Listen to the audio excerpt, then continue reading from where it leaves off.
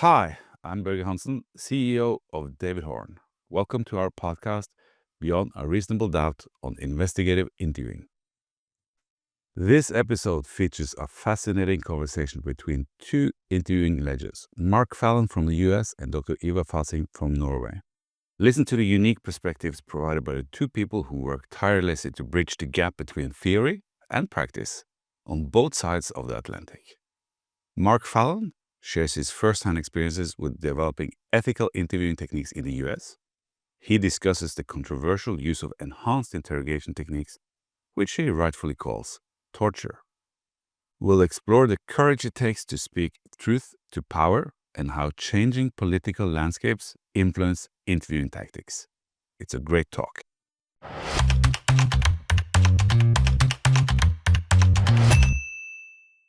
Today, we can welcome a distinguished American guest, Mark Fallon, to our podcast, Beyond a Reasonable Doubt. A warm welcome to you, Mark. Thanks. It's a pleasure to be on with you, Ivar. I don't know where to start, Mark, trying to give our listeners a short introduction of your professional background, but at least I can say that for me, you are the symbol of this development within the US. And I know that you have a background from the National Naval Investigation Service and as a deputy commander there, you were deeply involved in the first modern terror attacks on the US, and you also have been responsible for training on a national level for the federal agencies in the US. But maybe you could give our listeners a bit broader picture of what your professional background has been. And how you ended up in investigative interviewing. Yeah, thanks. Thanks for the kind welcome. You know, I often describe interrogation as a complex adaptive environment, right? It's along a continuum. And my career and trajectory has been along this continuum that has continued to thrust me into some very challenging situations. Where I've had to make some decisions and had to rely on expertise and knowledge that I did not necessarily have at the time. And that's, being with NCIS, the Naval Criminal Investigative Service, that's one of the hallmarks of that institution is providing support to the U.S. Navy and U.S. Marine Corps.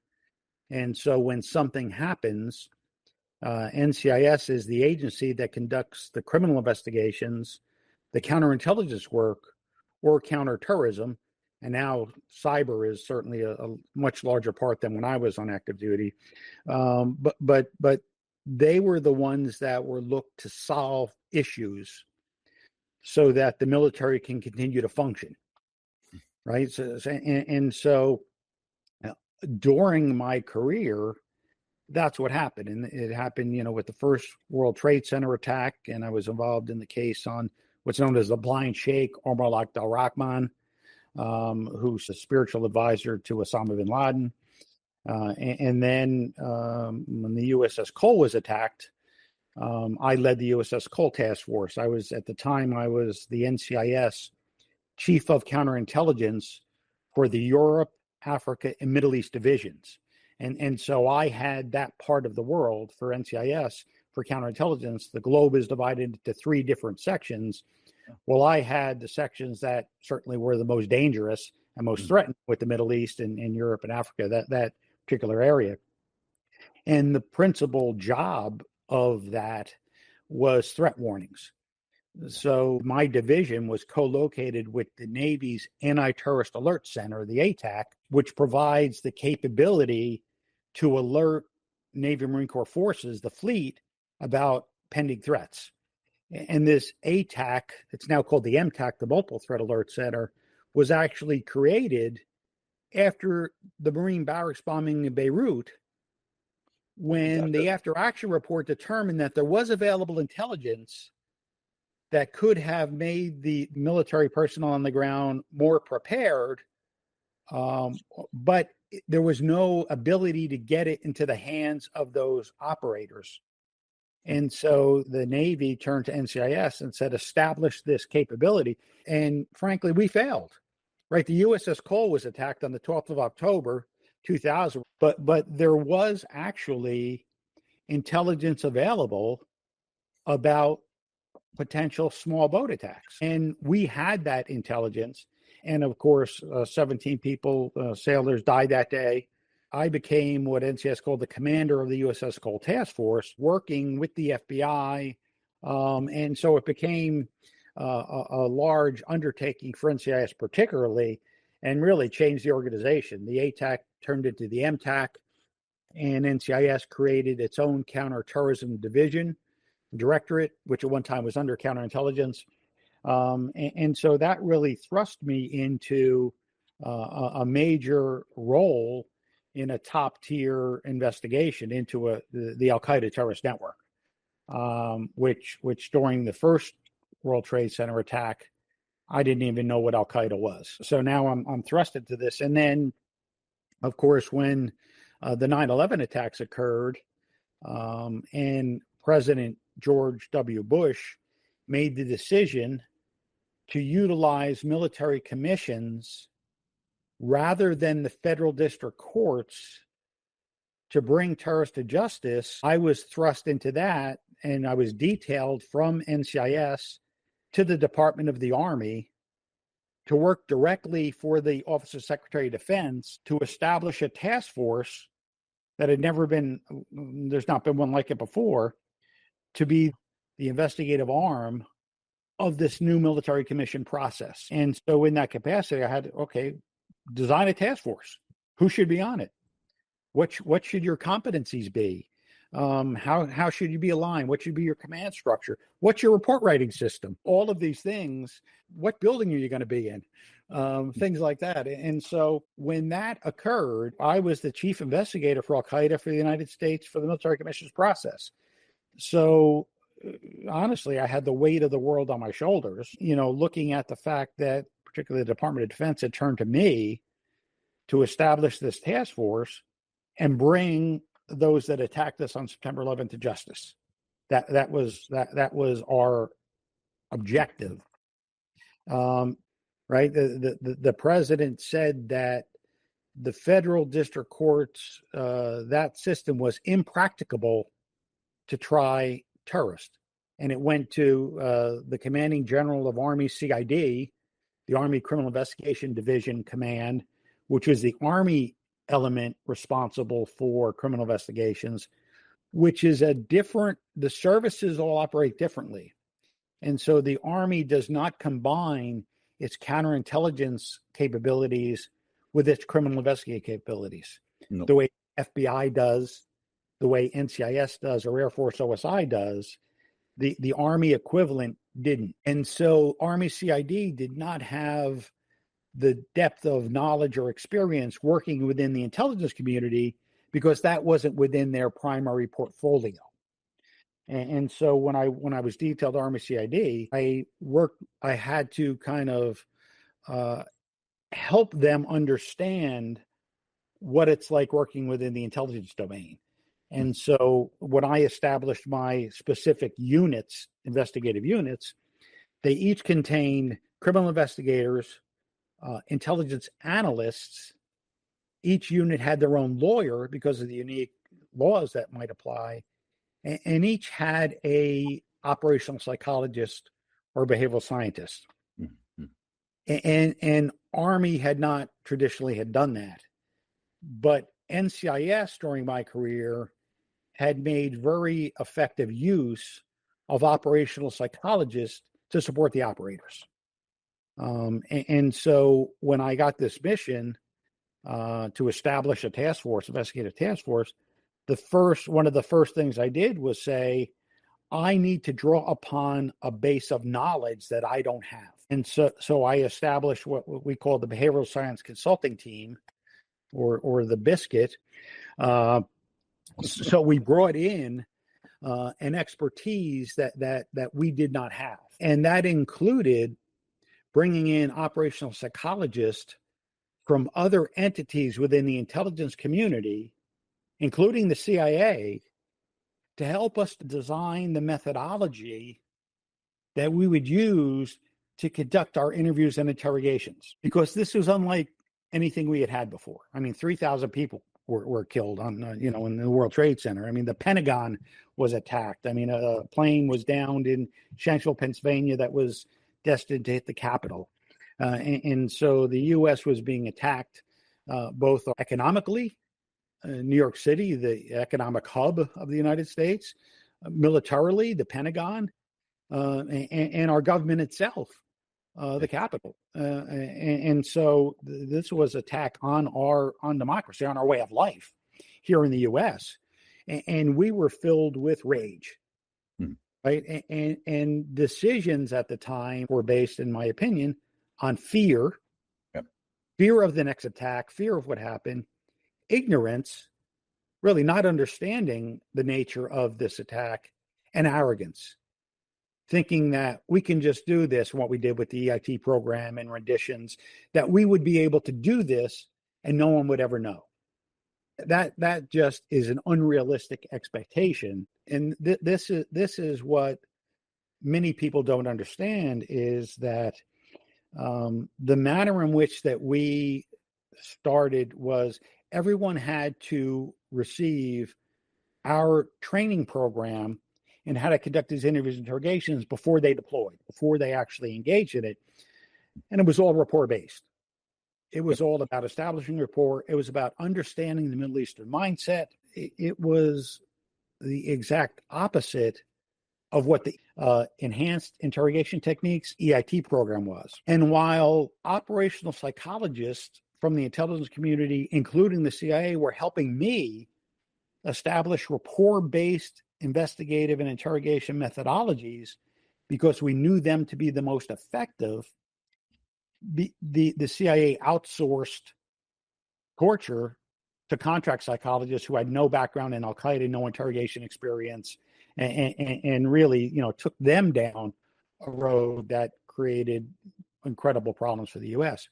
But what was unique about these investigations from a criminal investigative perspective, normally a crime occurs, you have a crime scene, and you have suspects. In this case, we had suspects and we didn't know what crime they may have committed, right? Because we sweeped up all these people, and now we had them in custody, and now we needed to determine what they might have done, not only for potential prosecution, but for release. And my task force had more investigators conducting cases that led to the exoneration or release of detainees than I had working for the prosecution. Overwhelming majority of them did nothing, because the people that really were the most culpable were taken to black sites rather than turned over to criminal investigators. I know this is a long story to your question, but what that did is that, and this is what kind of really was the catalyst for the movement here in the U.S. And so what happened was there was a recognition within the government much earlier on, before the public knew, and within those of us working the cases much earlier on than the rest of the government knew, that the manner in which we were conducting interrogations, particularly the EIT program, was counterproductive. It was not only ineffective in getting accurate, reliable information, it was getting unreliable information. It was getting inaccurate information, and uninformed and flawed decisions were being made based on that. Right? And so when in 2006, 2005, 2006, the President Bush wanted to try to solve that problem. We had all these people at Guantanamo that should have not been there in the first place. We had tremendous resources focused on trying to get them repatriated, released, transferred, because they didn't belong at Gable, and we were assuming liability for them, right? We were holding people that didn't belong there, and certainly losing credibility in the international community, because it was clear these weren't high-ranking Al-Qaeda members. These were people who were, I called them in my book, bounty babies, right? Who we paid a bounty for people who we suspected may be extremists, and we purchased a lot of people. I called it human trafficking in my book, right? And so we purchased them and we sent in a Gitmo, and now we had to kind of sort through them there. And so that effort, the Office of Director of National Intelligence commissioned a study, and it was called Inducing Information, right? And that study was conducted by Dr. Robert Fine and Brian Voskule, who were both members of the behavioral science consulting team that I established. So these are some of the people that I brought in to help understand the nature of the beast, to help understand how we should conduct interrogations, to help understand the risk of potentially releasing or transferring them. And so, as I said, my experience in NCIS was, I don't have all this knowledge. I need to draw upon the knowledge of others so I can make an informed decision for the Navy leadership, or in this case, the Department of Defense leadership, about a direction to take. That study was and they came to FLETC when I was there. I was the director of the NCIS Academy and the assistant director for training of the Federal Law Enforcement Training Center. And the study came there and said, we would like to look at the manner in which you train investigators. And we invited them in, and they looked, and they went to the FBI Academy, and they went to local police academy, went to Boston Police Department. And what they discovered in the U.S. here, it had been more than 50 years since the U.S. government had invested any significant resources into why somebody would talk to us. Right now in Europe, be it pace and peace and things going on in Europe, you guys were much further along in the research. And, basically because of abuses with the IRA and so the overreaction of the state is what caused kind of the shift in mindset in Europe, right? Mm-hmm. And that's the same thing in the U.S. The overreaction of the state caused a study of it, which said, wait a minute. And so what happened then is in 2009, when President Obama was elected to office, one of his first executive orders in his first days of presidency, 13491, said, we won't torture anymore. However, we need to understand, we need to know the best methods to elicit accurate and reliable information to protect our national security. Right? And this is what's a little different than the Peace Foundation from the foundation here in the U.S. with the HIG, the High Value Detainee Interrogation Group, which was formed as a result of that executive order, is that the focus, the primary foundation in Europe was a human rights focused to get information. The foundation within the United States is we need to protect our national security, but we need to do it lawfully, right? And so just a little bit of shift in the inflection and the focus.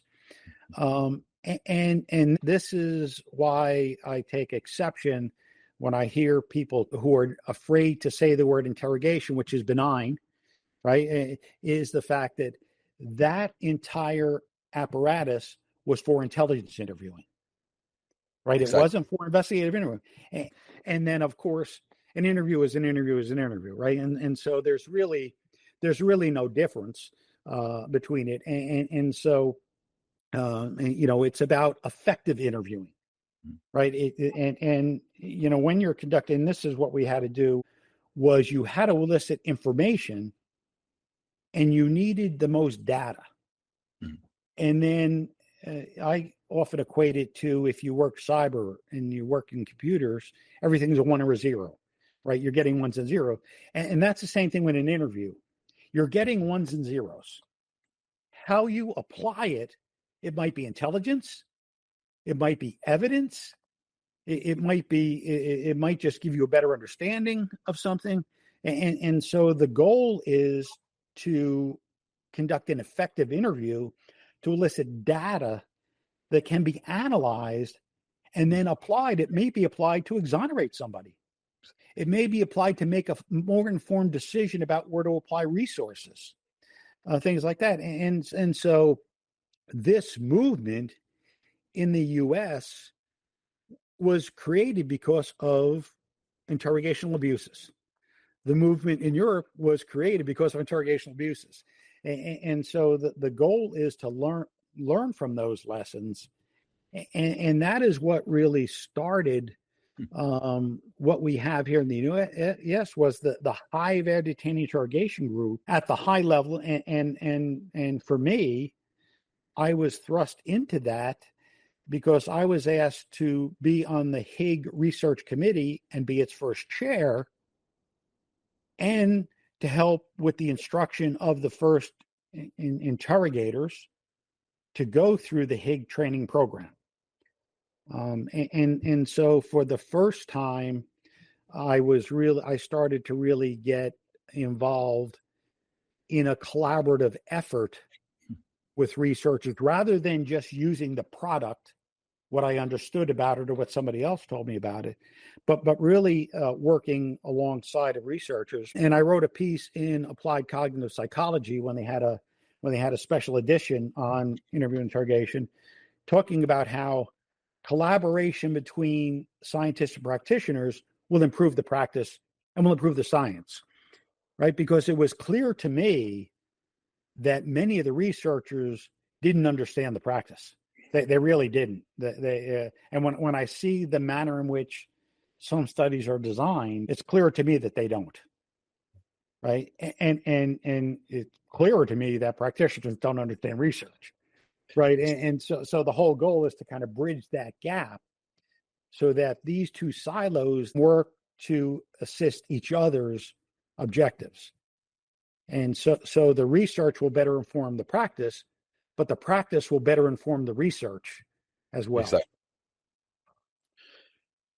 Mark, you have a couple of times you have said in my book, because the first piece I read from you, to be honest, was a book called Unjustifiable Means. Could you tell us a little bit about why did you write that book and what is it about? Yeah, that's a great question, Ivar, because I never thought myself to be a writer. Wasn't one of the people who always wanted to write a book. Frankly, I don't enjoy writing. I'm an emotional writer. I write when I get pissed off. And so what kind of thrust me into the public domain as someone who to speak out was really my involvement with the Hague. I was speaking out about what was effective, what wasn't effective, and what I was talking about, while it was true and accurate, was very different than the public perception of what happened, because the public was misled, right? It was misled intentionally that the Enhanced Interrogation Techniques program was safe, was necessary, and was effective, because that was their talking points. To try to shirk any accountability for it, to try to say this is why we were so great. And so a group called Human Rights First came to me, and they had a program where they were trying to counter torture, and said, we need your voice because we need you to publicly say what you're saying here in these meetings. They asked me to speak out, and Jose Rodriguez, who was the chief of the Counterterrorism Center of the CIA, when this EIT program, and while they call it EIT, the Enhanced Interrogation Techniques, I call it what it really was: excuses to inflict torture. Right, and so that's what the program really was. It's just trying to come up with the excuses. We're under threat, and it's safe. What we're doing safe, and we know it wasn't. What we're doing is effective, and we know it wasn't. What we do is necessary. We know all that wasn't the case, but the narrative was that it was that, and Jose Rodriguez was writing a book called Hard Measures, where he was trying to claim credit about all the great stuff they did. And so Human Rights First came to me and said, "Will you write an op-ed?" And I wrote one in Huffington Post that said, that torture is illegal, immoral, ineffective, and inconsistent with American values. Right. And we brought together a number of interrogation professionals from the intel community and from the law enforcement community. I mean, the former director of the Defense Intelligence Agency, Lieutenant General Stoyer, former chiefs of station of the CIA, who all said that interrogation is wrong. Right. And so we put out a statement of principles for President Obama. And I became kind of the lead for the National Security Professionals Program of Human Rights First, trying to get the narrative changed within the media. And we did. We met with members of the press. We met with the New York Times and Washington Post and said, please stop the narrative that human rights advocates call this torture. Torture is torture. And a lot of people encouraged me to write my story because it's much different than the public narrative about this at the time. And I was at an event, and when I met with John McCain, who was really one of my heroes, and he knew of what I had done on the CITF, because the CITF was the one that discovered the torture of Muhammad al-Qahtani, prisoner 63, who would have been the 20th hijacker, and that of Mohamedou al-Slahi, prisoner 760, who wrote the book, The Guantanamo Diaries. And so I was the one that alerted the senior leadership of the DOD and the Navy that these methodologies that were supposed to be done in secret within the CIA were migrating to the Department of Defense. And as the most senior counterterrorism official responsible for investigating them, I had an obligation to alert my chain of command of this, because it was clear in my mind that this would be contrary to the president's military order of November 2001 that said we would treat prisoners humanely. Right. And so I had an order that I was executing that said we were prisoners humanely, and was clear that others were not. And John McCain and Dianne Feinstein, both, I spoke to them at a Human Rights First event where they were both being celebrated because we had just gotten the release of the torture report. And so Human Rights First asked me to speak out and encourage them to release the torture report executive summary. This is like 500 some odd pages of a 10,000 page report, right? That's still highly classified.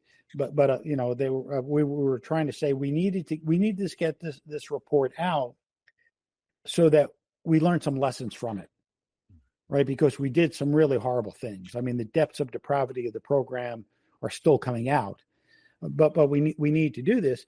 And John McCain said, you need to write your book. Your story people need to understand what happened, with you and your task force. It wasn't just me. I wasn't a whistleblower. I was a high-ranking government official saying this is wrong, right? This is contrary to our values. It's contrary to law, and I have a duty and obligation to try to prevent that. And so that's what really propelled me to write it. And my intent was to write it as a leadership book. Right, to try to have people take a look at it, to see what it was like having to make some decisions that were frankly unpopular, right? To oppose the Secretary of Defense, to oppose the president and vice president at a time when people were under threat and afraid, and to feel that the commitment to the oath of office was more important than my career, right? Understanding that that position would probably derail my upward mobility, right? And you know, it could result in sanctions, right? I mean, I was the deputy commander of the CITF. The commander was an Army colonel, Britt Mallow, and we actually sat down and discussed whether he could be court-martialed for this, or could I be brought up on charges or fired? But we sat down with our lawyers and made a decision that we have an affirmative obligation not to follow an unlawful order. And it was clear to us that the order to inflict human rights violations against a prisoner in custody was unlawful, right? That there is no way that is lawful order. And so whether we liked it or not, and whether it had an adverse consequence on us or not, we had an obligation to stand up and take whatever consequences happen. And so I wanted the book to be that leadership lesson for others who might be in a position like me in the future. Yep. And so through my career, I often would find myself to talk truth to power. And that was a distinct advantage that I had and NCIS had, because others within the military structure all reported to those local military commanders. And so I may have had a little more flexibility in my ability to say, not just no, but hell no. You know, this isn't going to happen on my watch, because it was clear to me that I was the senior NCIS person involved, and Guantanamo was a naval station, that crimes were going to be committed on a naval installation under my watch, right? And so I had to let the Navy leadership know that this was going to happen, having no idea, frankly, that anyone would actually consider doing this and thinking it would produce positive results. I actually thought that this was just some inept generals or people at lower levels who thought they were doing good, but didn't understand an actual interview interrogation and didn't kind of think through the strategic implications down the road of what might happen if they did so. So when I challenged what was happening, I didn't know it was already policy, right? I didn't know the depths of depravity or the fact that the CIA was already doing some really horrible things in these dark prisons and black sites. It was inconceivable to me at the time, and it's still amazing now that we would have engaged in that, because it is so abhorrent and so contrary to our values as a country, right? As a country that is founded on human rights. The tone of my book changed during the presidential primaries, where Donald Trump and the Republican candidates started to say that torture was effective, and we'll go back to torture and something worse, that will restore Guantanamo. And I really wanted it to be a book that someone could look at and understand what really happened on the inside. I'm not some researcher who's read a bunch of stuff and then tried to. This happened to me, right? This was my life. I mean, I was at these meetings. You know, I was there in the heat of the battle at the tip of the spear.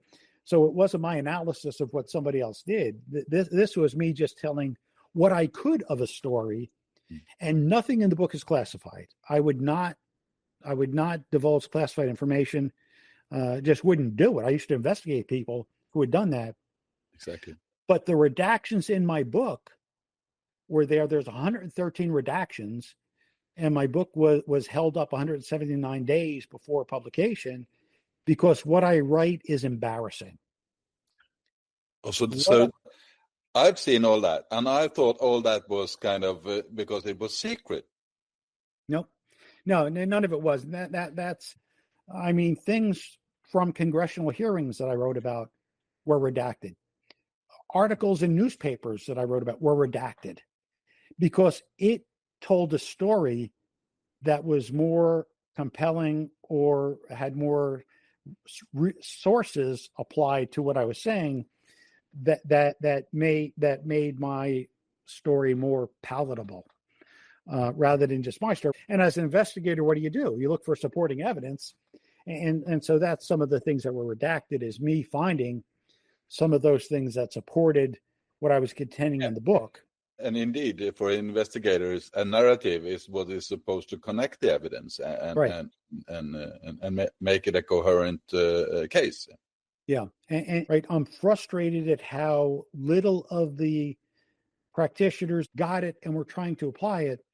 But there was no kind of cultural assimilation, right? This wasn't taking hold as meaningful. The police were not accepting the behavioral sciences, the psychological sciences, in the same manner in which they accepted the physical sciences, like DNA, right? They accept DNA, but they're not kind of getting that the psychological sciences have value to apply as well.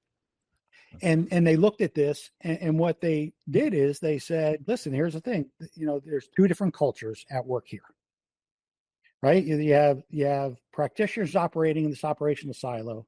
You have academics operating in this silo, and neither really understand each other. There's some isolated circumstances where they do, but as communities, they do not. As communities of research, communities of practice, they don't have a good understanding, and they do not work well together. And the problem is, the relationship has been called the conversation of the death. Right, and it gets too messy when people like you and me gets involved, Mark. It becomes uncomfortable because we challenge, right? We challenge the norm. We're in it for the application and the value and the complexity that guys like you and me have to deal with. It's messy, but as you say, and that might be a reason why these two silos still seems to thrive as just that. But what we did is we commissioned a book, and we found a publisher who would agree that the electronic version would have no paywalls. So we went around the world and we picked a number of researchers that we thought could have the most impact on practice. Par Anders Grahag, he's one. I mean, we looked at, the cognitive interview. Let's ask Ron Fisher to write a chapter on the cognitive interview, right? We wanted to talk about research methodologies. We went to Melissa Rossano. We wanted to talk about memory and other things. We went around the world and we picked who do we think could kind of contribute to this, and we said, write this with practitioners in mind, right? And so we just this past December, it was published, interviewing and interrogation, a review of history of research and practice since World War II, because we wanted to have something that could create a cognitive opening within practitioners, that this psychological science, that this body of research could help them do their job better. And each of the chapters can be downloaded separately, and it is available at no cost. And so that's what's kind of exciting and encouraging now, is that there are these pockets of excellence in policing. Los Angeles is doing some incredible work. I just had a call yesterday with a district attorney, a prosecutor, Vern Pearson in El Dorado County, California, who has established his own interrogation training program for investigators because he was getting bad data, right? As a prosecutor, he wasn't getting the type of information from the interrogation that he needed to try cases. And he brings Orbit is a foundational aspect of it.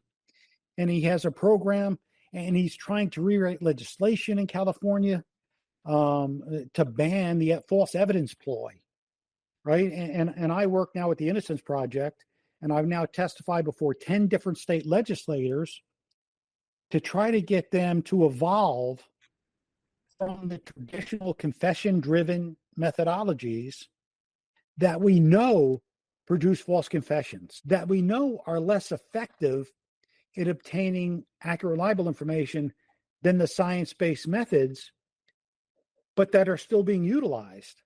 And when I talk to police organizations or before legislative bodies, when the police are afraid you're taking our tools away, no, we're replacing your antiquated tools.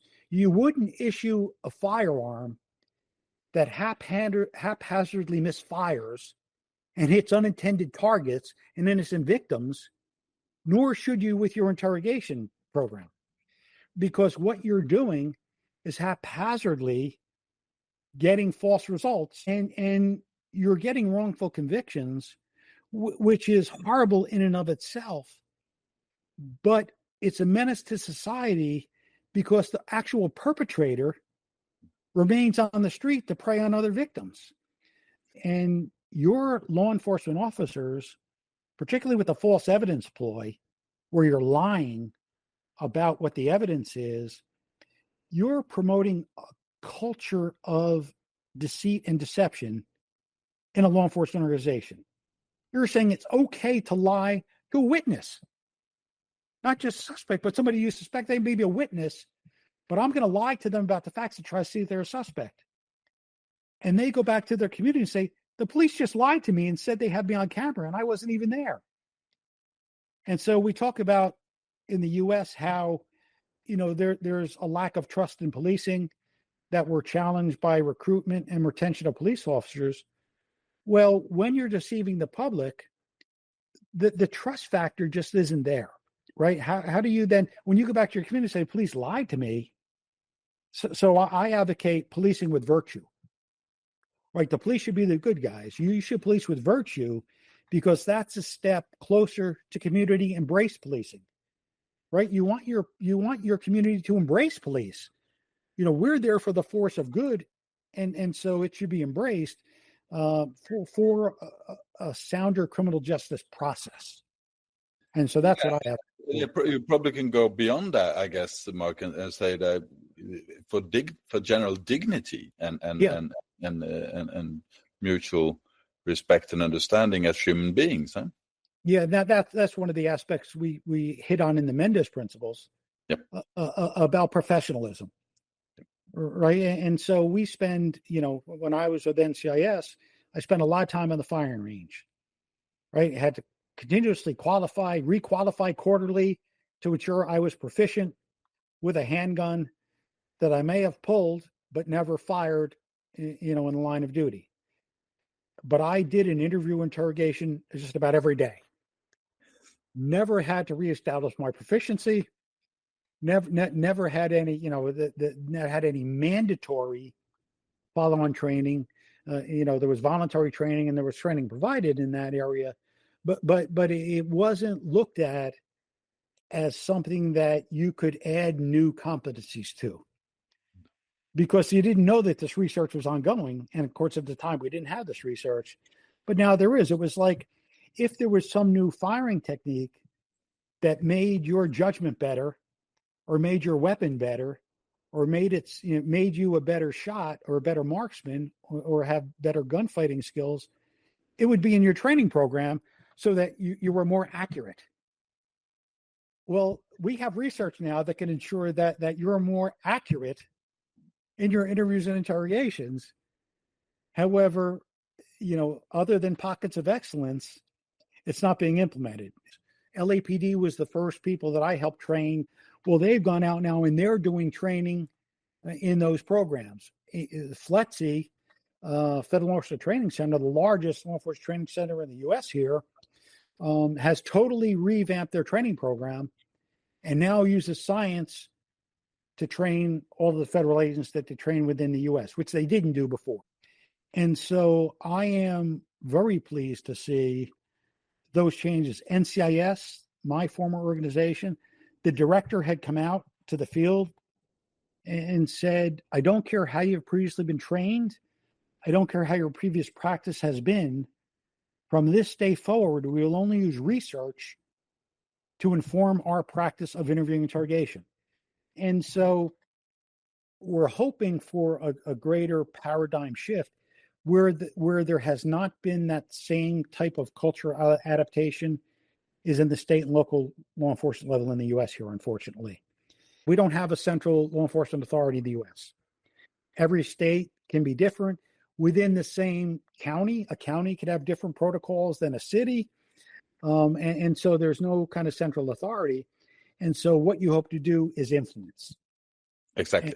Well, I guess one of the you're pointing to the system of how the entire law enforcement community is built up in the U.S., which of course is quite different, at least from where I come from, Norway, where as you're probably aware of, it's a bachelor program that leaves room for much more critical reflection and foundation for every single officer, and of course that creates a better outset, I guess, for this kind of embracing and also merging the silos.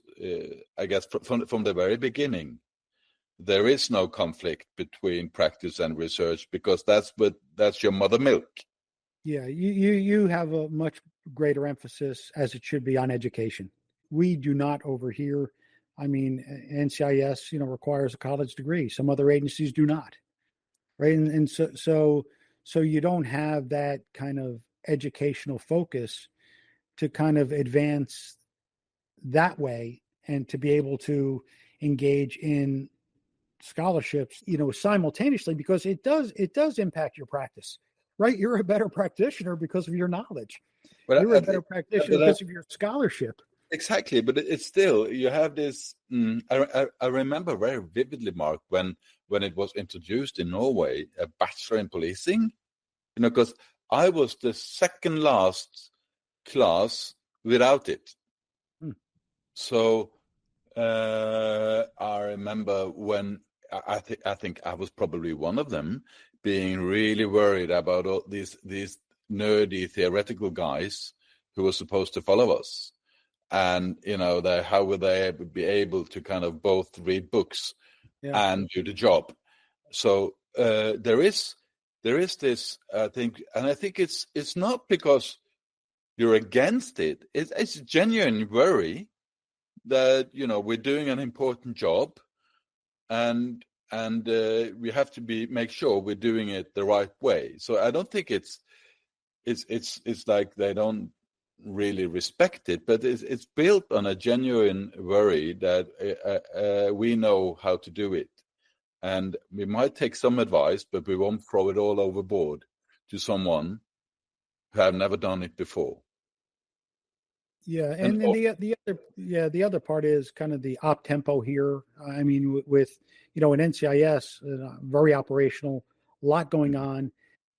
I was always engaged in high level task force, high level investigations. There wasn't a lot of time, right? And so there was a program where you could attend the Naval War College 1 year and get a master's degree, but there was never enough time to give a year out of my operational world to kind of take that break. And so the people who got it were the ones that may have been between assignments or could have had the time to attend those things. But, through my career, there was never enough time. But in Norway, it's part of your culture, right? That is part of what is it accepted that would make you a better leader. And certainly, I went through leadership training in NCIS. They realized that type of training made me a better leader, attending those schools. But it's that level of kind of research that is kind of a separate silo. Exactly. But I think also what happens is, slowly our societies are developing into higher and higher education for on average. And And if the police and the law enforcement don't follow, we will fall behind. And you won't be taken seriously by the people you're supposed to serve. Yeah, there are exceptions. I mentioned, I don't have a PhD. I have a bachelor's degree, right? Yet I have an experience base that helps my knowledge, right? So I have a high degree of knowledge that hasn't resulted in a degree, right? I guest lecture at a lot of law schools. I guest lecture for psychologists, and I guest lecture for lawyers. So there are folks who will embrace. That says a lot of what your work has meant, Mark, and the reason why we're having you as a guest on our podcast is exactly that. You are exceptional in the way that you are able to convey this message to so many different audiences that can bring about change. So I would just like to ask you before we round off, from where you go, you are probably the scholar, because I think about you as a scholar, who are invited to the most important places in the world. You visit places and offices and talk to decision makers far more than any other scholar that I know. From your point of view, where is the wind blowing right now? Yeah, I've been very, very encouraged recently. It was Saul Kassin who insisted that the Innocence Project contact me, right? And so he, for years, has been saying you're they were in their echo chamber as well, right? And so they didn't go to practitioners for the most part. And Saul said, you need to hear Mark Fallon speak because his voice is unique, right? From probably what you're hearing. And, they have asked me, to speak, as I said, 10 different state legislatures. And I've done press conferences with them in the ACLU. And I oftentimes speak with an exoneree sitting next to me, someone who falsely confessed to a crime they didn't commit. And I'll start my presentation by saying, I used to believe that an innocent person wouldn't confess to a crime they didn't commit. I was wrong. And he's going to tell you why I was wrong.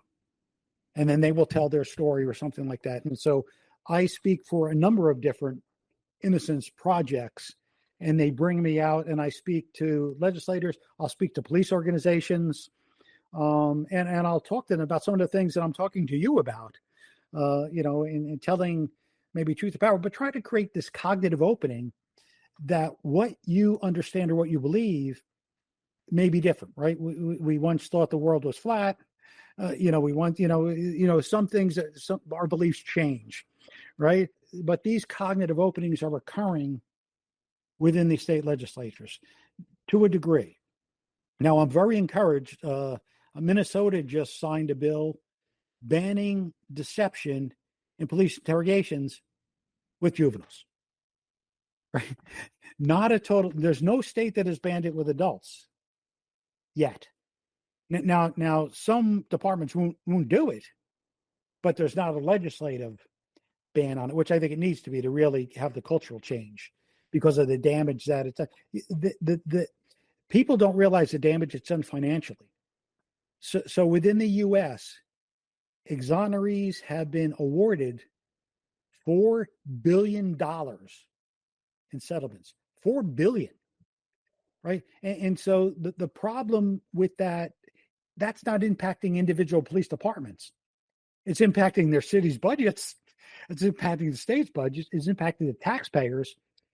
But that's not filtering down to the city budget because those cases usually aren't completed till 20 years after the person's had a wrongful conviction, right? So those officers who are involved in that have moved on.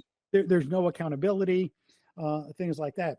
And so most recently, within the last year, the NCJ-FCJ, the National Council of Juvenile and Family Court Judges, reached out to me, and they were encouraged to talk to me. and one of the judges on their steering committee for their conferences, which usually bring 600 to 700 judges together from around the country, basically told me, you don't realize how ignorant we are as judges about what you're saying. And I teased her and said, well, I think I do. But they brought me out to speak at their conference last February in Cleveland, Ohio. And I spoke with the co-founder of the Innocence Project, Peter Neufeld, talking about their efforts nationally, and with Terrell Swift, an exoneree who I've spoken with before, to the judges, and the feedback was exceptional. And so the judges are now saying, wait, I'm saying you are making bad decisions, right? You're making decisions. Your prosecutors are making decisions based on information that's being involuntarily obtained, right? That they're being coerced. And so you're making bad judgments. And here are the results of those. $4 billion is being paid out, here in this state. I've been asked to participate in a movement coming up in the state of Pennsylvania to just have police record their interrogations, right? That they still don't record. NCIS was the first federal agency to mandate recording interrogations. And they didn't do it for a human rights purpose. They did it because of what we call it the CSI effect. Jurors watch TV and they think something should be this way. So we were afraid that jurors weren't believing our rapport-based methods. So we wanted to videotape it so they could see that the interrogation was really voluntary. We wanted them to see that our practice was a rapport-based practice. And so that's the encouraging piece. So what we're hoping is that we get to a point where, frankly, the public will no longer tolerate inept practice. That police administrators will no longer tolerate that their practice may be contributing to the degradation of trust between police and the communities they serve. That the public itself will no longer tolerate deceptive police practice. They will insist upon the fact that police should be professional and that they should actually be utilizing science to inform and to reform the practice of interviewing and interrogation. Well, there are indications and warnings that there could be a cultural shift, but we have to keep the pressure on. We have to continue. We can't rest on our laurels. We can't say, I wrote this book, I've been there, I've done that. We have to say that this is an evolutionary process. I was discouraged for a long time about the inability for the Higg research to trickle down. Yep. Now I am encouraged. I'm encouraged by what I hear and what I see around the country in pockets.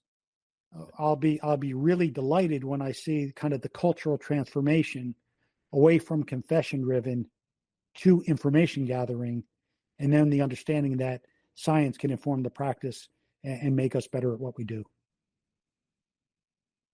I feel confident, Mark, with as long as you are around, that wind will continue blowing. And you just talking to you today have encouraged me that also there is time to get you back to Europe again, because the way you are able to deliver a message is absolutely unique. So first of all, I have to say that, and I mean it, and I also have to thank you as a fellow citizen of the world that for all the time you're spending on actually making this change come through. Well, thanks. And I would like to round off this interview with asking you this question. Do you sometimes have a feeling that you are naive, that you are trying to fight windmills, or why are you doing this? Yeah, I'm a smart aleck from New Jersey, so the short answer is I don't have any hobbies, so or I don't know any better. My whole life has been dedicated to public service. I've only known really kind of government service. My father was a police officer, deputy chief of police. My father-in-law was my father-in-law's partner. My grandmother was the town clerk in my town. My uncle was a councilman. So I'm not, while I believe in capitalism, I'm not motivated by profit, right? I feel that citizens of the world, I like Roosevelt's quote. He talks about the man in the arena, and everyone remembers that part. But he also said that citizens in a republic have a responsibility, and he said that that high tide raises all boats. And so, what I do realize is how unique my voice is. And I realize it's because of those experiences, right? It's because I was thrown into situations and had to survive, right? And with the recognition that to survive, I've had to rely on others, right? And so now, I'm 68 years old. I realize I have much more time behind me than I have ahead of me. That my voice is one that has some type of meaning now. And I will continue to speak out as long as I'm relevant and as long as my message is for the forces of good, for the lack of a better term. So I'll continue to use my voice and my pen or my background and expertise to try to be something that could inform society, because I think that's citizens in a republic have that obligation, as Roosevelt said. And so I believe I took an oath to protect and defend the Constitution, and I don't believe anyone's ever kind of taken that oath away from me. So I feel that some of the things that are practiced have been collectively unconstitutional. Right, torture is unconstitutional, and so hopefully, what I say will resonate with certain people who will then carry that message on. I feel certain it will, Mark. So, by that, I will thank you so much for taking your time to get this interview today. Well, it is a genuine honor, Ivar, to do this. I am encouraged by what you have done and what you are doing, your voice. So thank you for the opportunity to use my voice on your podcast and to be invited to spend some delightful time with you. Thank you for joining us on Beyond a Reasonable Doubt. We hope that this conversation with Mark Fallon helped you understand the ongoing transformation in interrogation techniques. Don't miss out on our next episode. We'll move to the UK and talk with another giant of investigative interviewing, Ray Bull. Until next time.